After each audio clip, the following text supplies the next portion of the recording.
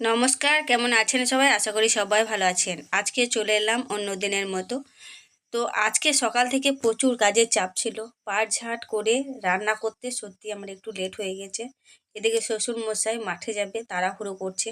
তাই খুব তাড়াতাড়ির উপরে আমাকে রান্নাগুলো করতে হবে। আর তারপরে আপনাদের দাদাভাই চলে আসবে। কিন্তু আমি খুব তাড়াতাড়ি করে রান্না করার চেষ্টা করছি। দেরি হয়ে গেছে, অনেকটা বেলা হয়ে গেছে, শ্বশুরমশাই খাবার জন্য ছটফট করছে। এদিকে দেখুন হাঁসগুলো এত কলরব করছে যে আমাকে কাজ করতেই দিচ্ছে না। ওরা খাওয়ার জন্য একদম ছটফট করছে। তাই ভাবলাম যাক ওদেরকে আগে চুপ করানো যাক, না হলে আমার কোনো কাজই করতে দেবে না। তাই ওদেরকে ধান দিলাম খেতে।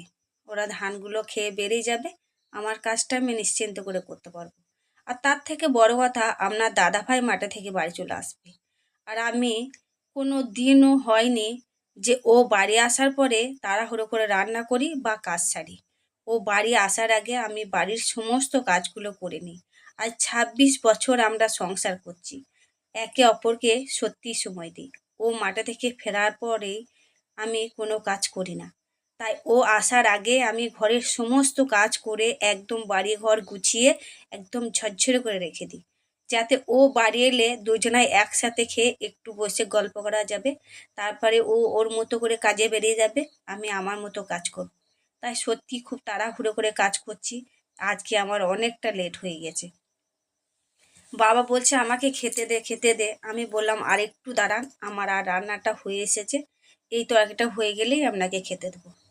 সত্যি তাই খুব তাড়াতাড়ি করে রান্না করছি, উনুনের ঝালটা তাড়াতাড়ি দিচ্ছি যাতে তাড়াতাড়ি রান্নাটা হয়ে যায়।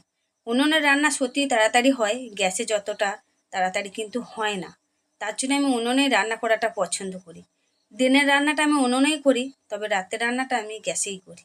তাই অন্য দিনের মতো আজকেও আমি তাড়াহুড়ো করে রান্না করছি। আর উনুনটা বেশ জ্বলছে। বাহ!